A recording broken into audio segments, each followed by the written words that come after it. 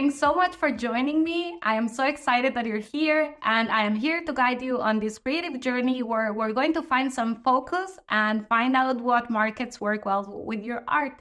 Today, we're diving into why studying the market is your secret weapon to creating art that not only stands out, but that also sells.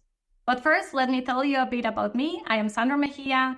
I'm a Colombian-born, Canadian-based illustrator and surface pattern designer. I license my art to different companies, and I have also taught over 130,000 students online and in person about illustration and surface pattern design. I'm a top teacher at Skillshare, and because I love teaching and because I had to learn everything on my own, my mission is to teach everybody everything that I wish I had known when I started. The one thing I struggled the most when I started, and the one thing I get asked the most by the artists that I mentor, is what should I focus on? And the answer to this question is what I have found has been the key to the success in this business. I created this tool for myself because I needed to find what to focus on, and when I tried it on my other students that I mentor, and it worked for them too, I have decided that instead of you having to pay for a mentorship just for this question, I will create this as a class so more people can access it. But before we start focusing on what market your art fits into, I implore you to do something that is super important. And that is to define what your version of success is. Do you want to have this $1 million company that requires employees, has bigger problems, requires more of your time, more stress? Some people want that, and that is perfectly fine. I just want you to know what you want instead of just comparing yourself aimlessly to other people. Maybe you just want to have a cute little stationery shop that sells enough to supplement your income. Do you want this to be your main source of income, or do you want this to just be a side gig? Do you want to be an award-winning, renowned illustrator or artist? Or are you okay having nobody know who you are but making a living from your art? You need to think what you want to achieve in terms of money, lifestyle, responsibilities, fame, and values. For me, I want to have a small business that makes a comfortable living, that allows me to travel, and that gives me the freedom to work from anywhere in the world, anytime I want. I don't want to have a huge company with a bunch of employees and all the problems that comes with that in exchange for millions of dollars. So I have created a business that makes me happy, is aligned with my values, and supports me and allows me to do this full time. And this has come with a lot of hard work, but it is possible. And having this knowledge and having these values inform every decision you take is going to be super useful for you. And you're going to stop comparing yourself to other people because maybe that's not even what you want to do or who you want to be. And how do you make these values inform every decision you're faced with in your business? With every opportunity that is presented to you, you have to ask yourself, is this what I really want? And is this going to move me forward in my goals? For example, if you value your freedom and you want to travel all over the world, it doesn't matter how much money somebody's going to offer you to take a full-time job in a desk, you're not going to take it. But if you're not clear about those values, you might take that job and you're going to have a lot of money, but you're probably going to feel miserable. If instead of that, you value stability, you know where you want to live, you have a family, then that in-house position that pays a lot makes a lot of sense. So with this class, there's a workbook included and we're going to be working a lot on it. So this is a time where if you haven't downloaded it yet, go and download it. You can save it to your iPad, to your phone, to your computer. You can even print it out if you want. Just have it at hand so you can pause the video, work on it, and then come back to the video. So right now, stop and think about it. What are your values? And what do you want to get out of this business?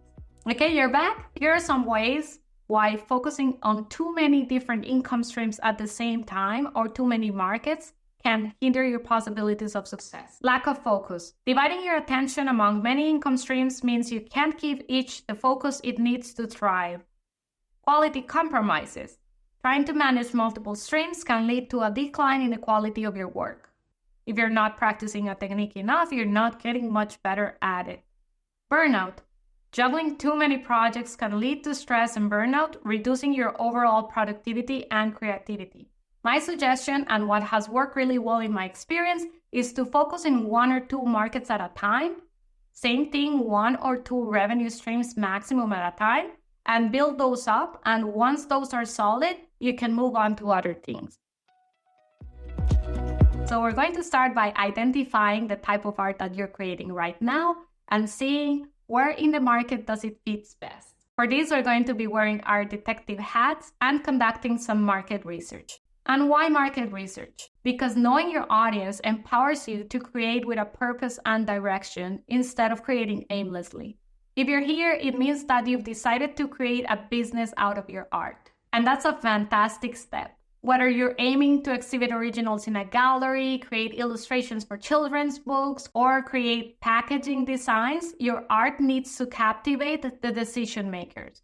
So imagine creating art that speaks to those decision makers directly and makes them feel like your art belongs in their companies. That's what we're here for.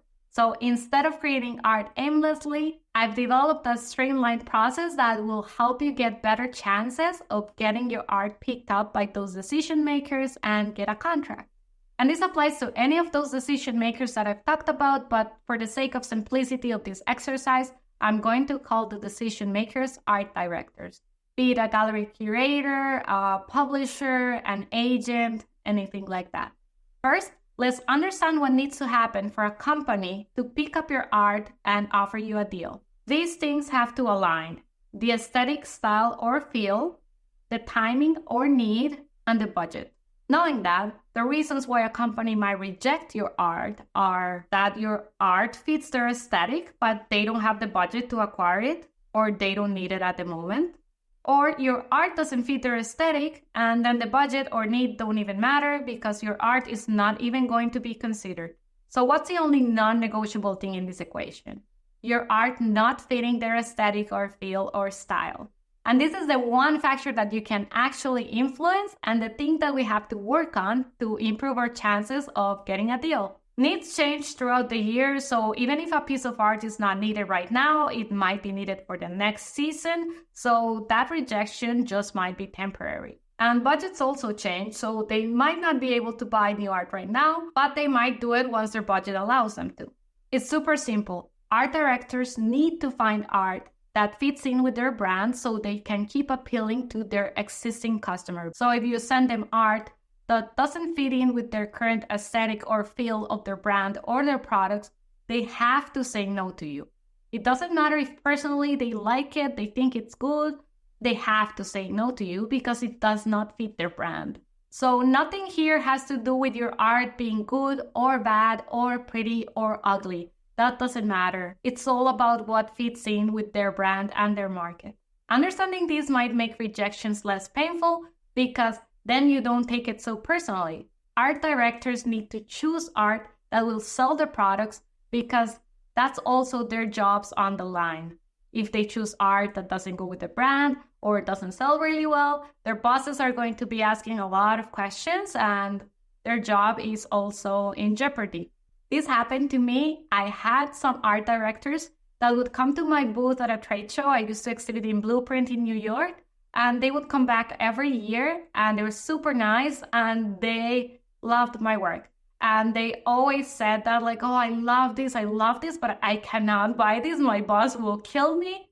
This does not fit in with our brand. So when you get a rejection and you know these things happen, then it's not so bad because it might just be that somebody does like your art, but they cannot buy it at the moment, or it doesn't fit their brand, or they don't have the budget. So this has helped me a lot with overcoming that fear of rejection. So in order to increase your chances of getting more contracts and deals, your mission is the following. You need to create art that is commercial, meaning that it has a market, and that's what we're going to learn today. You need to create art that is technically sound. The better your art, the better your chances. Everything needs to be up to professional standards. So for that, you need to practice, and take classes to develop your technical skills. And if you want to do that, I have a bunch of classes on that you can find on my website. And 3, you need to get your art in front of your prospective clients. So the more you show them your art, the more chances you get to land a contract. And this exercise about looking at the market and seeing what's out there is not about copying what's out there. That is not the intention. It's about having a competitive edge over other artists because you're actually sending the art directors things that they can use and that they can choose.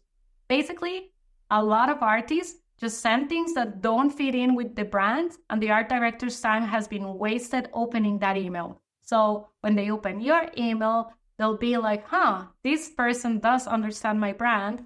And even if they don't choose you right away, they will have you in mind and they'll keep opening your email.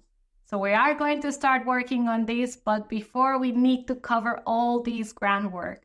And this takes us to the never-ending question about having just one style. And this is very personal. There's many different opinions about this. I'm going to tell you my take. The number one thing for me is that you need to be enjoying what you're creating and that you don't need to be feeling forced or contrived or like trapped in a box.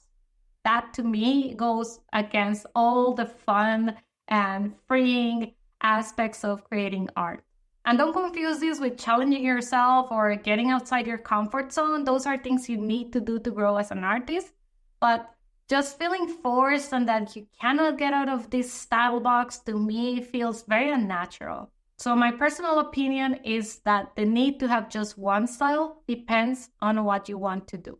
If you're a fine art painter and you want to be selling originals through a gallery, then I feel that having a consistent style is very important because the gallery needs to represent you as an artist and have a body of work that makes sense to your customers and your collectors. If you're a children's book illustrator, then having one style is very beneficial because the art directors and publishers and editors are going to see your portfolio and they're going to see that you have this consistent style that creates consistent characters. And when they hire you, they will have the certainty that you'll be able to create art in that consistent style. If you're creating your own brand of products, then you can decide if you want your brand to be super cohesive and everything has the same style, or you can choose to make your brand very eclectic and have different styles.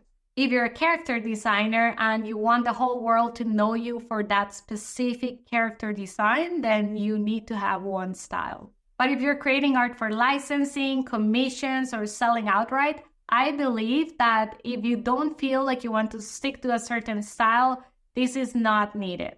You can have different styles. As somebody that doesn't have a defined style, I can tell you I have worked with many different companies around the world, and not having a definite style has been a positive thing for me. Look at how different these styles are, and they are all licensed products. Some are even licensed to the same company and they don't even match in style. Some companies only work with one specific style, while some carry multiple styles. So by having different options in your portfolio, you're opening your doors up to more collaborations and more contracts with different companies. There are two caveats to these. One is if you're looking for an illustrator agent and that agent only works with artists that have one very consistent style. Some agents prefer these, or they just publicly display the one consistent style of their artist so that they feel the same, but they also have like a private gallery where their artists experiment with different styles and they can offer those options too. But some agents only take on artists that have one specific style. So if that is your goal, then yes, you're going to have to hone in on one style and choose it and stick to it.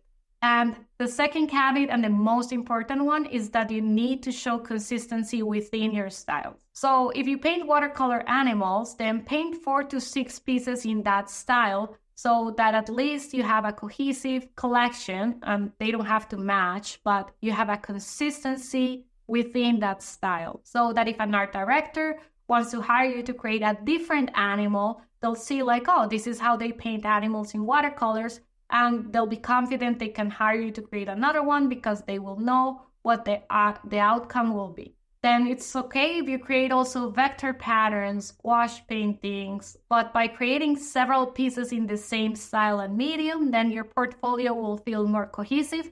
That if you have one vector pattern, one watercolor illustration, one gouache pattern, one line work, If you have many different styles and subject matter, you can also create separations in your portfolio to show them so that they are shown in an organized way.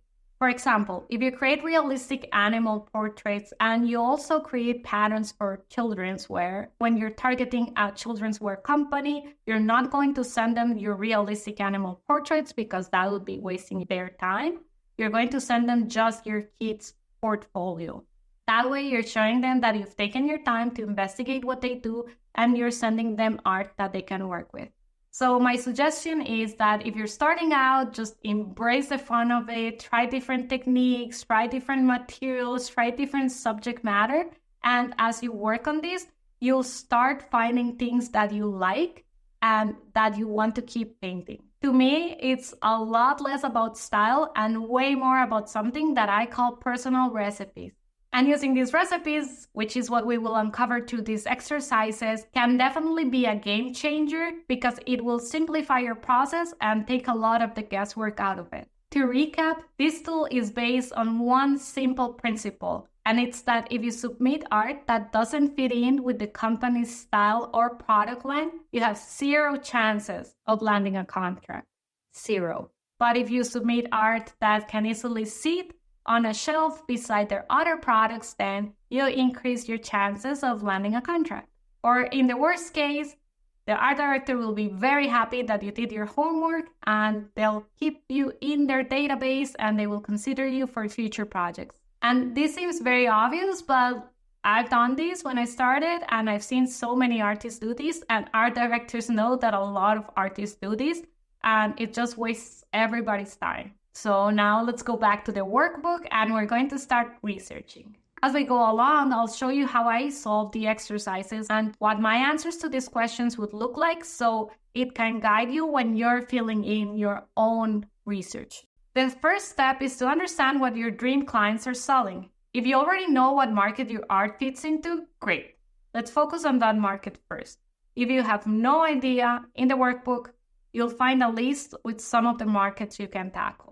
Think of which ones you'd like to see your art on. You don't need to make any decisions right now. Just see what makes you curious. And now we're going to do the exercise for the markets you chose. You can start with one, and if that one doesn't work out, you can move on to the next one. Go online and find 3 or 5 of your dream companies in that market. Look at the art that they're using and choose your favorite products from each company. Choose products that you love to be creating and that have art that you wish you could be making. Fill in one page of the workbook for each company.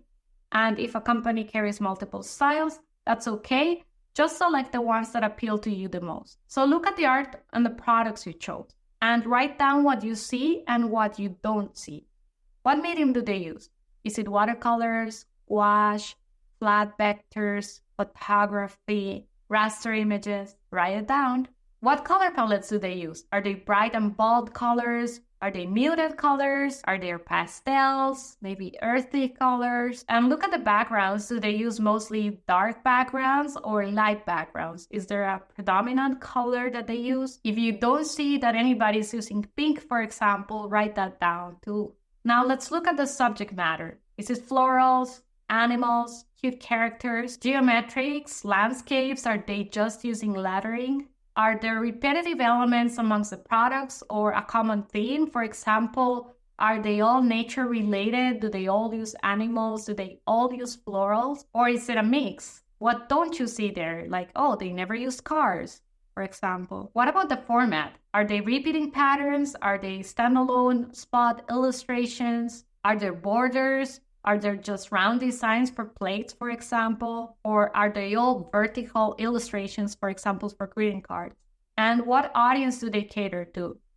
Is it for kids? Is it for parents, for grandparents, for teachers? Who is this for? Now let's look at the textures. Is the art flat? Does it have a lot of textures? Are the backgrounds textured or not? Are they flat? What about the details? Are they very detailed or are they very simple and flat? Now let's look at their use of space. Are their patterns packed and very dense, or are they airy and more spaced out? Are their illustrations packed, or are they very spaced out also? And finally, is their art stylized? Do they look very realistic, or are they more cartoony, more whimsical. Look at how they make their animals, for example. Do they have clothes? Are they standing up? Do this with as many companies as you want, but I would suggest starting with just 3 or 5 so you don't feel overwhelmed. And now let's see how your art stacks up to everything that you just found. And I need to take a moment here and tell you to stop. Do not feel demoralized. I've seen that at this point, people start to feel like, oh my God, my art doesn't fit into this. I am not good. My art's not good. And I need to tell you, like, to stop and keep going with the process. You'll see that there is light at the end of the tunnel. So bear with me and keep on going with the exercise. I promise that you'll feel better as you go along.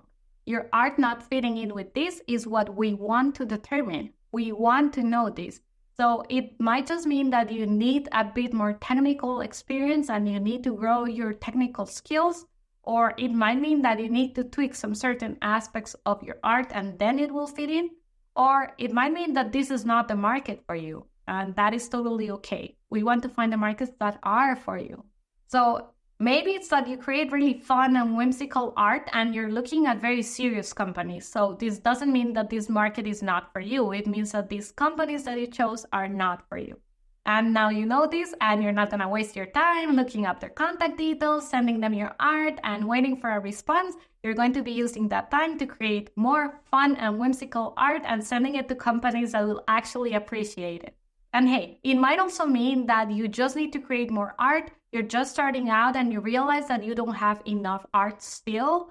Growing artistic skills takes time and practice. So you might just need to be working on that some more. And if after all you feel that your art still doesn't fit the markets that you're going to explore, I'm going to show you some ways that you can tweak your existing art to make it more commercial, or how you can use the findings in this exercise to start creating more targeted art instead of just creating whatever and hoping it works. So in this page, we're going to do the same analysis as we did before, but with 3 to 5 pieces of art that you have created. And here is where we're going to find our ingredients for our personal art recipe. So you're going to look at your art side by side with the company's art that you chose as if you were an art director. So try to be very objective here, but also be very kind to yourself always. Art is a very personal thing and you should never be mean to yourself. You're putting yourself out there. You are creating something that's inside you and you're bringing it into the world.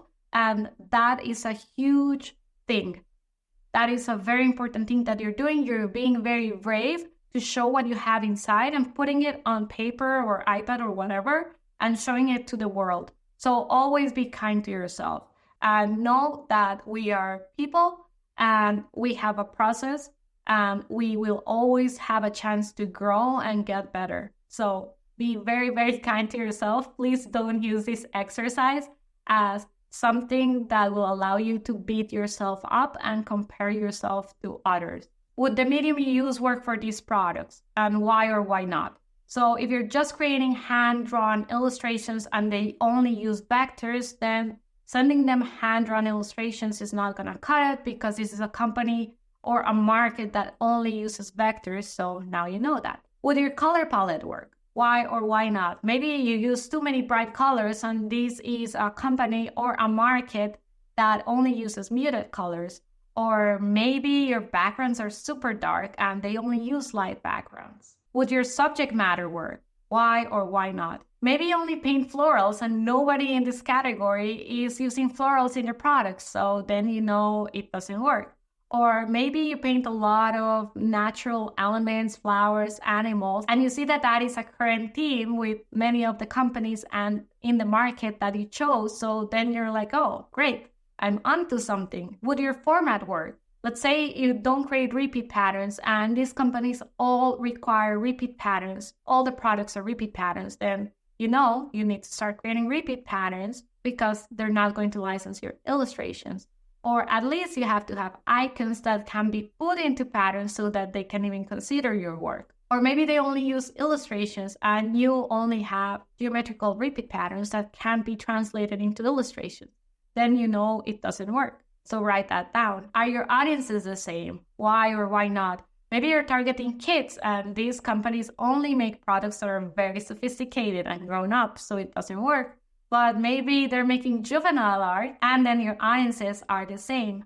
And do the same thing for this page.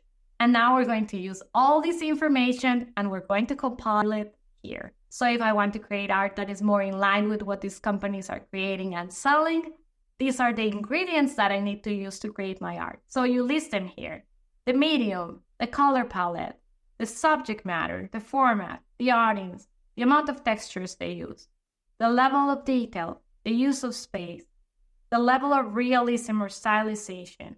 Now that you have the ingredients, you can use this as a recipe. You don't have to follow everything and do everything you found and just change your art completely. You can use these ingredients to mix and match and to maybe make your art closer to what's needed. And you can use this to fix existing artwork that you have or to create new artwork consciously of what the market is requiring. So now when you're sitting down to create a new piece of art by using elements and having in mind what the market is looking for, you're going to increase your chances of creating something that actually fits the market for those companies.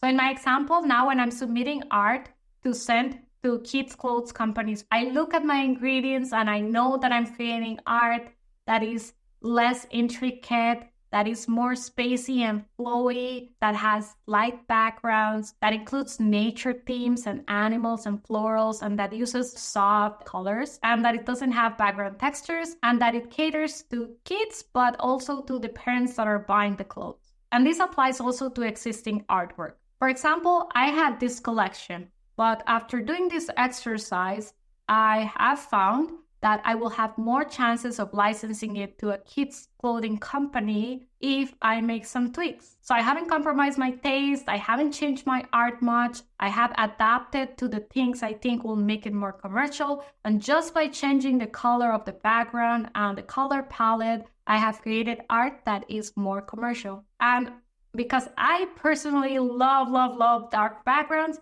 I can still use that one, but I won't pitch it to kids companies. I can send it to pet companies, or I can send it for stationery design companies, for example. And it's that simple. This does not guarantee that you're getting a contract, but it does guarantee that you're creating art that your dream companies and that your dream markets are craving and buying and selling already. So you have more chances of selling your art. And have in mind that styles and trends change. So keep doing this exercise regularly so you can keep up with the market, and try it with different companies, and you can even try it with different markets and see what results you get and how you can tweak your existing art to make it more commercial. And this doesn't mean that you're constantly changing your art to fit the market, because that's going to be very exhausting. It just means that you're aware of what's happening and you can make informed decisions and adapt certain areas of your art to make it more commercial. For example, if you see that the market is trending majorly towards hand-painted art like watercolors and you only work digitally, then maybe you can start using different brushes to create a more watercolor-like style, or you can incorporate watercolor textures into your digital art, and that way make your art fit in a bit better with the market. Or if you see a lot of products and companies using 70s colors palettes, you can just tweak your existing artwork, change the color palette, see how you like it, make sure you feel comfortable with it, and then just by refreshing the color palette, you can make it more attractive, more current, more trendy, and then it might catch the eye of an art director. So for me, after doing this exercise for several years and finding what markets I want to focus on, I now create art for specific markets in certain ways. So I have simpler designs that are less packed, on lighter backgrounds, with simple spot illustrations that cater to the kids' clothing market, season-oriented illustrations with lettering that cater to the greeting cards market, and then a super detailed type of illustration that caters to the puzzle market, and I work mainly on those three markets. So by focusing on those three markets, then I have more chances of getting contracts than if I was creating all different types of art for all different types of companies, and I was researching all different types of companies to submit my art to, and wasting my time in so many things. This doesn't mean that my art only works for those types of products or those markets. I've licensed it for other markets, but it just means that when I sit down to create, I now have focus and I can focus on creating more art of these types for my portfolio, and that just makes my portfolio way better and way stronger. And as we wrap up, I want to remind you that building a successful art career is a journey. It's not a sprint. It's not something that happens when you just wake up and everything's working perfectly. It's something that you have to put a lot of effort into, a lot of time into. You have to allow yourself time to grow as an artist and get better and not compare yourself to people further along the line. Just know that you're on this path, and as you continue on it, you will keep evolving. As long as you look back on your old illustrations and you feel like you're growing, you feel like you're pushing yourself, you're learning new techniques, you're experimenting with new things, then you're growing and you're on this path to grow. By focusing on a few income streams and a few markets at the beginning, you can develop your skills and build a strong portfolio for your chosen market. And don't be discouraged if your art doesn't fit immediately in the market you're interested in. Use the analysis techniques that we discussed to understand where your art fits best and how you can tweak it to align with market demands. Stay patient, stay focused, and keep honing your skills. And remember that your version of success is your own, it's unique. So keep in mind your own values and make decisions that move you forward towards achieving your goals.